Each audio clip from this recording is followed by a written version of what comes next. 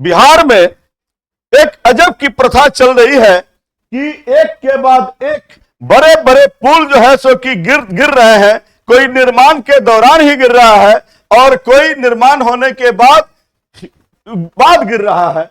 ये जानना चाहती है ये यहाँ की जनता कि आखिर ये माजरा क्या है कि ये पुल गिर रही है। सब एक दूसरे पर लांछन लगा रहे हैं। जो भी पार्टी सत्ता में है उस पर विपक्ष लांछन लगाता है और जब भी जिस भी पार्टी की सरकार होती है वो उसको सुनता है और जवाब देने से मुकर जाता है। क्या विपक्ष को यह पता नहीं रहता कि यह पुल क्यों गिरती है? क्योंकि विपक्ष भी कभी सत्ता में रहती है और यह सत्ता भी कभी पक्ष में रहते हैं। एक दूसरे पर आरोप से क्या ये सिलसिला थम जाएगा? नहीं, यह आरोप से सिलसिला थमने वाला नहीं है। आखिर इसकी कौन जिम्मेवारी लेगा कि पुलें क्यों गिरती है और इस भ्रष्टाचार की वजह क्या है?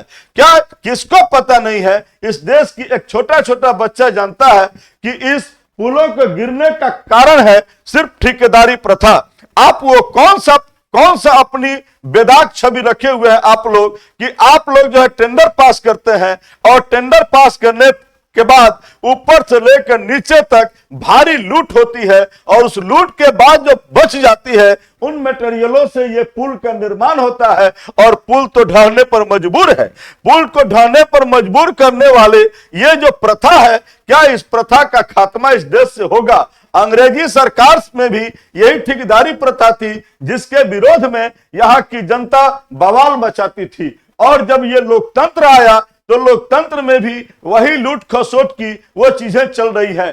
क्या सिर्फ टेंडर पास करके और अपनी बेदाग छवि को बनाने के लिए सामने आना, क्या यही नेता की वसूल रह गई है? क्या नेता का सिर्फ यही काम है कि जाकर शिलान्यास कर देना और जब उद्घाटन का समय आए तो उद्घाटन कर देना पुल का? क्या यहीं तक उसकी जवाबदेही है? क्या उसकी जवाबदेही नहीं है कि जब हम शिलान्यास करते हैं, जब टेंडर पास करवाते हैं, जब फंड पास करवाते हैं, जब सब पास कराते हैं, तो उसकी जिम्मेवारी नहीं है क्या कि उन चीजों पर एक एक बारीक चीजों पर ध्यान रखी जाए? कैसा बन रहा है, कितने समय की अवधि में बन रहा है और कैसा मटेरियल लग रहा है? क्या उसके लिए क्या सिर्फ मंत्री बना रह जाएगा या विधायक और सांसद बनकर ही यही जो है सो कि काम इतना ही बर होगा?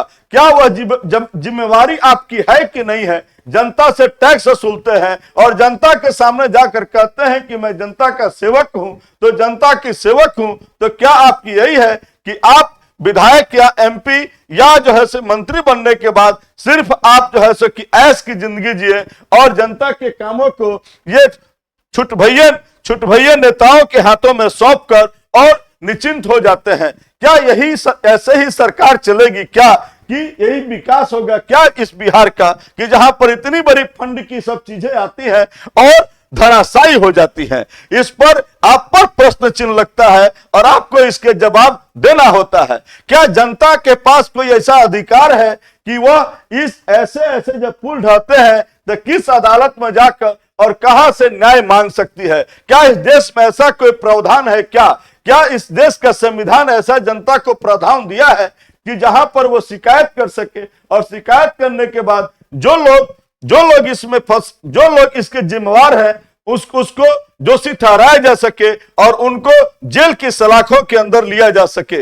लेकिन ये यहाँ की जो लोकतंत्र की जो सरकार चल रही है ये सिर्फ ठेकेदारी प्रथा पर टिकी हुई है और उन बाहुबलियों को ठेका दिया जाता है कि जहां से वो उनकी रकम भी नहीं वसूल पाते हैं। क्या जहां से भी इतना 100 करोड़ रुपया की जो फंड आती है, क्या किससे वसूलेगी जनता? किससे वो मांग करेगी कि ये पुल क्यों ढहते हैं और कहां से उसकी पूर्ति की जाए? किसके फंड से वो पैसा काटे जाए कि ताकि वो इतने बड़ी मटेरियल यूं ही नदी में बह जा रही है और यही ये पुल सब ढह जाते हैं? ये इसी सवाल के लिए ये जनता मुखातिब होकर और सरकार से सवाल कर रही है। क्या सरकार के पास इतनी क्षमता नहीं है? क्या वो फंड पास कर रही है, सब पास कर रही है? क्या सरकार के पास ये क्षमता नहीं है कि अपनी खुद की सरकारी निर्माण कंपनी का निर्माण करे और देश का विकास करे? कब तक इन प्राइवेट इन प्राइवेट ठेकेदारों के हाथों में रखकर ये लूट खसोट की जिंदगी को ये सांसद से लेकर, मंत्री से लेकर, विधायक से लेकर और उसके मातहत जितने अधिकारी हैं, ये सबको खुली छूट दे रखी है कि हम विकास कर रहे हैं और विकास के नाम पर खुली बंदरबाट हो रही है।